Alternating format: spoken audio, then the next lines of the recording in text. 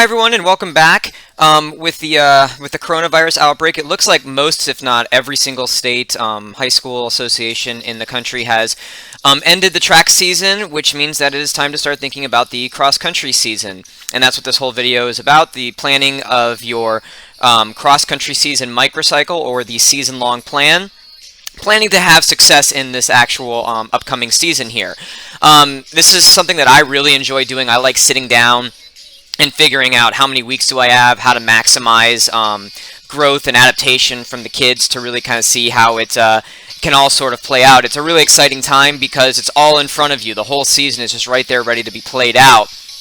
And it starts with you sitting down and however you want to do it with a calendar or whatever and just sort of mapping this out. And so it can also be really daunting, especially if it's one of your first couple of seasons, to kind of figure out what to do and when and that kind of thing. And this video may give an idea of maybe some things with that, how to plan these things out. And it'll be kind of a series of videos where we'll first just look at the entire year and breaking it up into different phases and periods.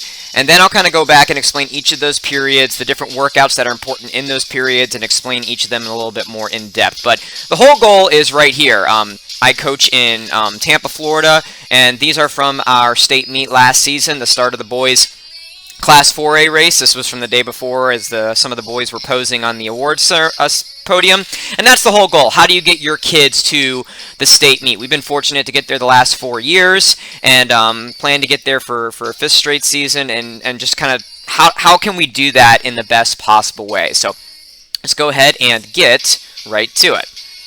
So I am Kyle Giacono. I'm the head boys cross-country coach at Wharton High School in Tampa, Florida. This will actually be going into my 8th year, so I've been doing it for 7 years. Hello there. One of the things that I think is critically important before you start thinking about planning for a season is what are the demands of the race that you're dealing with, right? So in high school, it is the 5K in cross country. If you were dealing with the mile or the 2 mile in track and field, or if you were a college coach trying to get somebody ready for men getting ready for the 10K in cross country, women for the 6K, all of these things would change a little bit. And that's one of the things, is just sort of knowing not only the time frame and everything that you're dealing with, but what are the specific demands of the race. What does it take to win? Where does that race really run at? What are the energy demands from the 3 main energy systems that make up the human physique? So in cross country 5K, so this is a study that was completed in 2008, but it's been kind of proven out by some various subsequent studies. It was a very long study by Ingham. They found that the 5K, when they went through, they looked at a bunch of professional, semi-professional athletes. When they looked at it, whoever won the 5K, 94.3% of the time, had the best, most developed VO2 max, or the fastest aerobic pace possible, right? Basically, you could think of this as almost like 2 mile pace. Who could go fastest aerobically? Which makes a lot of sense because the race is so long. If you can go faster aerobically, then for this long race, you can hold it for longer and you can come out on top. Because if you're running aerobically and the person next to you is getting more contributions from the anaerobic system, they're going to burn out much quicker. This is why a lot of times you'll see at the end of a 5K race, people that are right next to each other early on for the first mile or mile and a half are nowhere close by the end, or why you have kids who are way in the back. We have a kid that's really sort of an expert at this, might be in the 50th place and then ends up getting top 10 almost every single time, our junior Jared Hamill. Why they can move so much in the second half of the race if you stay in that aerobic factor. And so the idea here we're going to have to deal with, and this is a big discussion point, is how do we maximize VO2 max? The way I usually measure it is with, if you put a little v in front of it, the velocity at which you reach VO2 max through field testing and that kind of thing. And we'll talk about that in various videos here. But so this is the key factor. Almost 95% of the time, you have the better VO2 max, you're going to win the 5K. So that's what we should really be as our target, is how do we maximize VO2 max? So the 5K is run very close to VO2 max, which makes perfect sense. If the winner is who's running at this for the most part, we're 97% of our VO2 max. So very close to 2 mile pace for the 5K. So the idea being is if you start running way faster than that, you start running 104, 105% early, that's why those people might burn out. But if you're running for success, you're running it smartly, you're not going out too fast or too slowly early, this is kind of the key target if you're running at your maximum. Couple other things to look, and that's from USATF, USA Track and Field Distance Curriculum for Coaching. And then a fairly recent study still by Dr. Matter and Hartman. This was looking at, in cross-country, the energy supply from the 5K. So the three main energy systems that are always going all the different times, but kind of have different contributions based on the time frame of the race. No secret here, the aerobic system is going to be the lion's share. 86% of the energy is coming aerobically because of how long it is, 5,000 meters. You're getting 10% from the anaerobic glycolytic system, that system that if you use too quickly, too early, can cause acid to build up and that jelly-like feeling. And then 4% from the ATP that's just sitting in your muscles to start, but then the creatine phosphate system that also kicks in. Your final kick, your opening push, any surges in the middle, those types of things. So 86% aerobic and 14% anaerobic. So the idea being, though, is if this is the fastest aerobic pace, that kind of ties in with here. Again, that makes a lot of sense, but not a perfect percentage, and that's where these can kind of play in, and we'll see where this comes in maybe a little bit later in the training year. But let's go ahead and talk a little bit more about this idea of VO2 max. So VO2 max, as I said, it's just if you can run at that pace, the fastest aerobic pace, anything faster than VO2 max, and you are getting the extra energy anaerobically, which comes with some nasty consequences if you do it for too long. That's the acid buildup, the drop in pH in your muscles. Your muscles don't like that, specifically the enzymes don't like that, mitochondria that help produce aerobic energy don't like that. So we want to figure out is how can we improve VO2 max to get that winning percentage, and specifically, why does VO2 max improve? Because if you know why something happens, you can more effectively train it. So here are the biggest things here, and I put myoglobin, more myoglobin up here top. This is its own specific workout that gets this that we'll talk about a little bit later on. Myoglobin sounds a lot like hemoglobin. Hemoglobin is what makes your blood red, and it's what holds on to oxygen on your red blood cells. Myoglobin is basically the same thing. It is what is in your working muscles. So when you're running, in your quads, your hamstrings, the working muscles in and around your heart, all of those things, it's what actually extracts the oxygen off of your blood and moves it into the working muscles so you can use it for aerobic work. The way I always sort of remember this is it's like myoglobin, it's like the working muscles that need energy now. It's like it's mine. They're going to take the oxygen into the working muscles. So this is critically important because it doesn't really matter anything else that's going on. You can move more oxygen through your body, but if it's not getting into the working muscles because of myoglobin, it can't be used for aerobic respiration. So that's why I separated this one out a little bit more. Also important, the more you're producing aerobic energy, the more enzymes your body is going to create, store, have actively working to create energy with oxygen with your mitochondria. So this improves VO2 max, being able to make more energy with aerobic enzymes. Mitochondria, remember from biology class, it's the powerhouse of the cell. It is because it's producing all that aerobic energy that we need. Using the enzymes, after the myoglobin pulls it off your blood, the aerobic enzymes help the mitochondria create ATP with oxygen. So with aerobic, well, one of the things that is going to improve your VO2 max is having more mitochondria and bigger mitochondria, because it's actually in the surface area of the mitochondria that this is going to be happening. So two different workouts that are going to create more mitochondria versus bigger mitochondria. Bigger mitochondria go with the myoglobin type workouts that we'll talk about later. As you are working, you're doing all these different things, you're trying to move more oxygen on the red blood cells. They're going to improve their ability to carry oxygen. There's going to be more of them. They're just, overall, the red blood cells which move the oxygen are going to improve. That's going to improve your VO2 max. You have better red blood cells for moving the oxygen. You're going to be able to run or work out at a better, faster aerobic pace. Very important here is you're going to get a bigger heart, more specifically the left ventricle, that pump that sends the oxygen or the blood with oxygen all the way through your body. That chamber is going to get bigger, it's going to pump stronger, it's going to push more of these improved red blood cells to the working muscles so that it can extract it off of it, and then your mitochondria can use the aerobic enzymes to produce energy. Also, as your body is pumping more blood out, you're going to increase capillaries in the muscles that are working. So not only are you going to be pushing more blood out, there's going to be more little pathways for the blood to go through your working muscles so that the myoglobin can grab it off of the blood and use it in the mitochondria. You're also just going to have more blood. The red blood cells are going to improve, but you're going to overall have more blood itself, about a liter or so after about 6 months of training. So it's not just that you're having more, it doesn't really matter if you have more capillaries if you don't have more blood to fill those extra capillaries. So that's an important thing to improving VO2 max, more overall blood to carry the oxygen.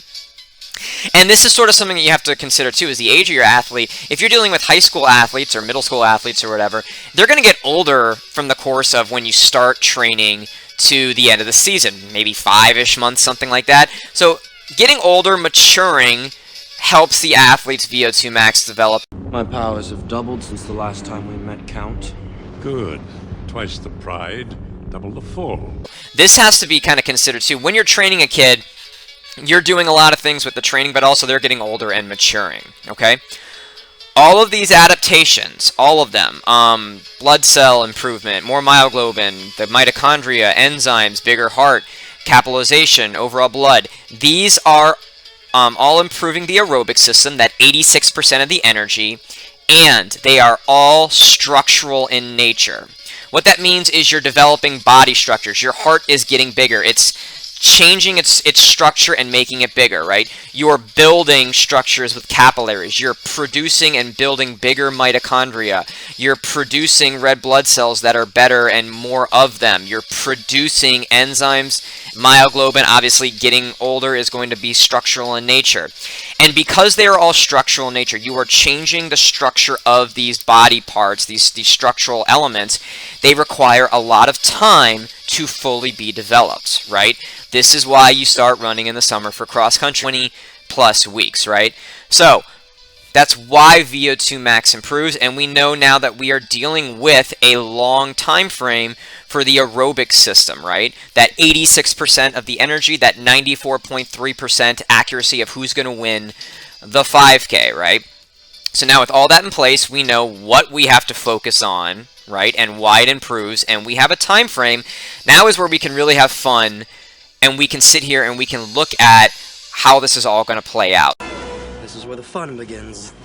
What I'm going to do here is I'm just going to sort of base this on a sort of a fictitious, it's based on where our state meet here is in Florida, which would be on November 7th, and I'll kind of backdate it. Obviously, this would be different based on where your state is, what you're planning for. If you're dealing with middle school kids and you have a different time frame in mind, if you're dealing with something else, you're going to have a different time frame, but this is sort of just as a hypothetical of how this could work. So start from the very end and figure out where do you want your kids to peak. And obviously for our group, we want to get back to the state meet for the 5th straight year, so this is where we want them to peak. So you're going to backdate this and kind of look at those different things. So when you are starting to do this, you might want to have the idea of when you can legally start working with your kids based on your state and your situation. Obviously, we have a very weird time frame that we're dealing with here. Most states are not allowing anybody to participate with their kids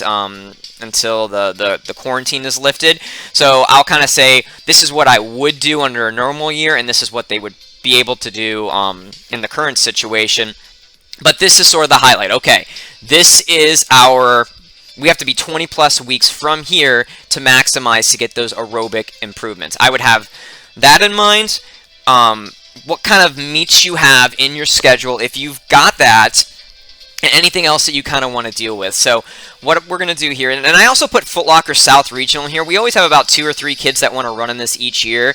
The idea being is after this season, you might need to plan in a 3-week, sort of a regeneration week, a build-up week, and a secondary peaking week, which you can do. We're fortunate in Florida where we have 3 weeks between it. Most states, sometimes there'll be the state meet here or even here, right before Thanksgiving. We have a little bit of time to kind of, recycle what we've been doing the whole season. So I always put that in there too, just as a secondary thing for me to deal with. But this is the goal. This is the key, the state meet. So I always break my season up into 4 cycles, general prep being the first and the longest, specific prep being about 4 weeks from general preparation to more intense work. So specific prep is about 4 weeks, pre-comp is about 4 weeks. Pre-comp is where the hardest work goes. And then I have a competitive competitive cycle or phase. I usually go a little bit shorter than you'll normally hear. Usually people will talk about 4 weeks for peaking. There's sort of a specific reason why I don't do that with our situation in our state, which will make sense to where you might want to change that for you. And also I'm thinking we might have a kid or two that might want to get to this point. So I'm kind of also pseudo planning for here, but making sure that we're peaking at this point. Also, a lot of, there's been research that shows you can hold aerobic fitness for about 3 weeks in the 5K with a slight decrease in overall workload.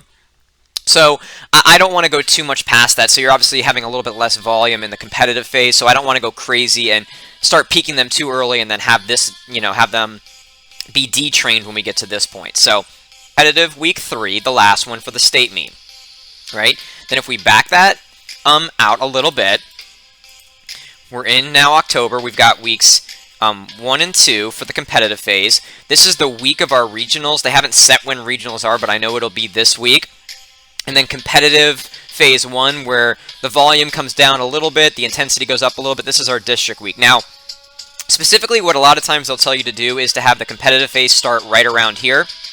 The reason I don't necessarily do that is in Florida we have kind of a funny system where each of our districts might be considered sectionals for you, whatever, the first round of the postseason. We have 19 teams in all of our districts, and the top 10 get out. So it's one of those things where a lot of us are kind of comfortable going into this knowing that we don't really have a worry. So you can be a little bit fatigued at not falling off from it being the first week of the competitive phase and not really worry about getting out to regionals. You can be ready to get to the state meet. So that's why I changed it a little bit for our situation. A lot of times you'll see a lot of distance curriculums, coaching guides that'll say to start it maybe the week before you want them to really be kind of going all out. So we've got 3 weeks for competitive phase.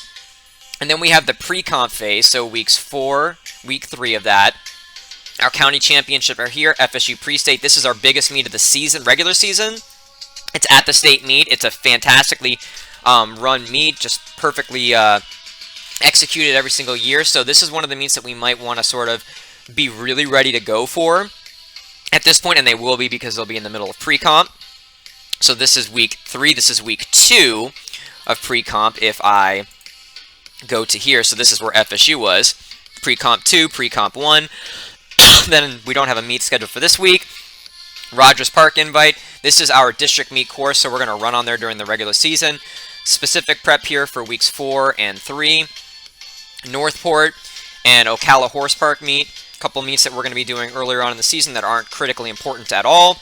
Those early season meets that you want to do well in, but not critically important in specific prep. Backing it up a little bit more, now we are in August. Specific Prep 3, this was the last week that you saw before, and Specific Prep 2, Specific Prep.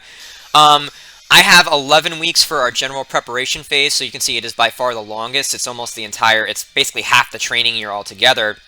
And we'll do a whole video on general prep that'll kind of explain why that might be.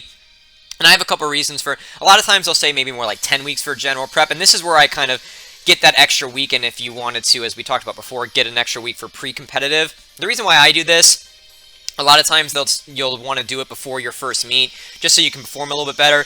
This is, like I said, a meet that's really not all that critically important, the regular season, and it's going to serve for us to transition to specific prep. If you have an early season meet that you really want to do well, and you might want to start specific prep work a week early. Part of the reason why I like doing this, extending general prep 1 more week, is because this is our first day of school in Florida, okay? On the 10th of August, I don't want to do anything new with the kids this first week when they're just transitioning to getting up earlier, going to school, all the stress that comes with going back to school. I want to start doing this little bit more intense work after they've been acclimated to it just a little bit. So that's kind of the idea behind that. So we've got general prep week 10. Then we've got summer training here of July. So we've got 9, 8, 7, 6. Then we've got into June, general prep 5, 4, 3, and 2. You would obviously want to put if you're going to a running camp or something like that. This kind of brings us closer to where we are as I am filming this on April 26th. So basically what would normally happen, like for our state meet for Florida would have been right here in May. If you were sort of dealing with what you would normally do now that we have a different year and I don't really have to worry about the state meet for track kind of dictating when my break is and everything, this is where the beginning of this all sort of happens. So most kids, even though, you know, we're not directly training them or anything, a lot of them are still out there. They're doing their active things, still trying to stay in shape. We didn't have our season officially ended until 6 days ago here in Florida, so a lot of the kids were wanting to stay in shape and make sure that they were ready for if the season were to come back, which unfortunately isn't going to happen now. So I can kind of plan this out if I were in a perfect world, how I would want this to kind of be done. So you need to have a break period. Physiologists say when kids are at this age in high school, you need about 10% of the year off, or about 6 weeks. And I like to give it to them in 2-3 week blocks, 3 after track, 3 after cross country. So ideally, I've got this transition week here. So if you add up all the weeks that we were dealing with before, so we had our 11 weeks of general prep, we had our 4 weeks of specific prep, our 4 weeks of pre-comp, our 3 weeks of the competitive phase, and then this transition week, which I'll talk about a little bit later, you have 23 weeks to the state meet. We're talking about we needed 20 plus weeks to get to that point. So we are right in the middle of we said 20 to 25 to kind of peak it. We're right in the middle if we count this transition week as their first week back. So if we were to say they stop running on the 2nd of May, just for this sort of working out nicely, obviously with what your kids have been doing, what they've needed to do in terms of staying healthy and social distancing and all that with the coronavirus might change that. But in a perfect world, if you stopped running on May 2nd, little to no running. You might have them start doing some lifting on their own here if they can safely do it, some core trunk work, that kind of thing for hip strength and all that stuff that's important for distance runners, and then a transition week where they're just doing some easy runs on their own. I'll do a whole video that kind of talks about this, but this would kind of be ideal. 3 runs of 20 to 30 minutes, some strides of 50 meters afterwards, some core work, some lifting in here. This would be a good way of transitioning, adding some easy runs, keep lifting before you start doing anything crazy in here with these other parts of the season in June, July, and August to get them ready for the rest of the season. So it all sort of starts with giving them a break. They need a rest. They definitely do. If this had been a whole track season, they would have been going for 20 plus weeks for the track season. You're going to have to give them a rest. That doesn't mean that you're telling them to be bedridden. It just, they might be going out and playing soccer with each other, playing ultimate frisbee, riding their bikes. It's just nothing formal should be going on at this point of the year. So that is really how you can set things up for success in terms of going from the end of the season, the state meet, and figuring out where's a good time to start. If this would be maybe something that they're doing on their own. In our state here in Florida, our schools are totally canceled. So our school year basically would have ended here on the 29th of May. So their summer training would, if you want to think of it that way, would start like right here. Obviously, we're not allowed to do anything with them while the coronavirus quarantine is still going on. Hopefully, this is something that would play out to where they could do some of this stuff easily on their own, and then maybe by the 1st of June we're able to start working with our kids. This would be the ideal situation. Obviously won't do anything that we're not allowed to do in our state, but this would be the ideal time, the first week of June, to start having your formal practices. And I'll do a separate video that talks about the workout types that are important for general prep, where they would fit in, and that kind of thing. So kind of like part 1 of all this planning out the microcycle. Where are you trying to get to? What's the planned end? And backdating it all the way to where you would want it to be. And thinking about the other things we talked about. What does it take to succeed? VO2 max, 94% winning. And how do we improve that VO2 max, which is all aerobically based, 86% of the energy system. So if you like this video, please think about liking or subscribing. If you have any questions, please ask them in the comments down below. If you found this helpful, please feel free to share this around. As I mentioned, I'll do a video that just kind of dissects the general prep season and then the specific workouts in that in the next couple days. And until next time, this has been Coach TV.